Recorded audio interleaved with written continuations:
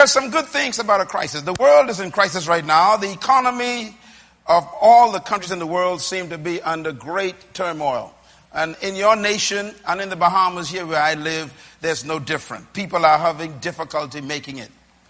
But I come with good news today. I want you to follow me very carefully on what to do in the midst of that crisis. There's some things that you can do that are based on the kingdom system that will give you the success and the prosperity that you need in the midst of that crisis. A couple of things about crisis to write down. Number one, crisis is the incubator of creativity. Most of the time, we're not creative until something bad happens to us.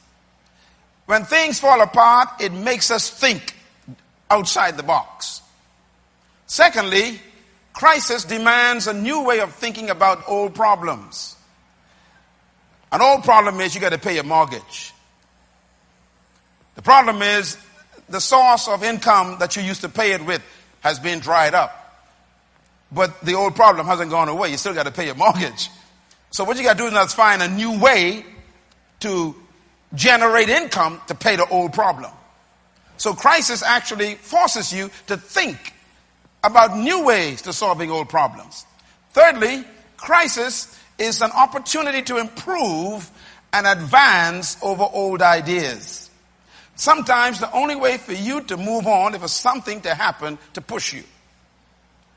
And many times we don't grow until we have to. So crisis comes many times to improve us because we've been stuck in a place too long. And number 5, crisis comes also to produce growth. And it also produces a sense of development. It makes you develop new approaches to life. Crisis creates new opportunities.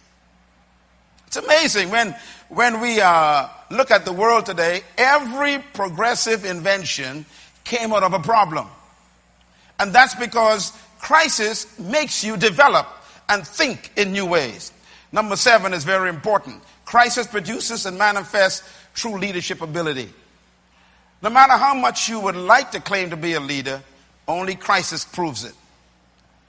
You are not really a leader in good times.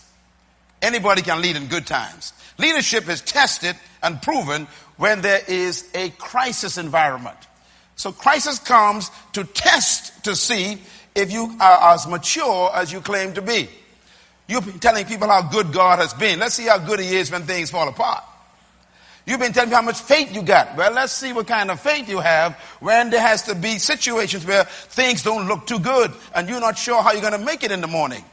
In other words, crisis comes to test your leadership ability. Another definition of crisis is that crisis ignites the passion for a renewed vision for your life. Crisis takes you back to what God told you from the beginning. Sometimes you stray away and God got to pull the rug from under you to get you back on the floor. And many times a crisis would take you back to the original idea that God told you from the beginning, and it's called your original vision. And this is one of the good things about a crisis. It takes you back to your passion. Now, I want to therefore talk a little bit about the benefits of crisis. There's a statement made by Shakespeare. You all know Shakespeare, the great playwright. Shakespeare said these words. I love it. He says, "Sweet are the uses of adversity." Say that with me. Sweet are the uses of adversity. That's a deep statement. In other words, he's telling us when things are adverse, when things are in crisis, don't panic, use them. Use them for the positive result. Everything that happens to you could be used.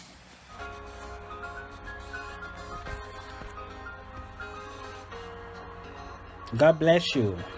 Stay blessed.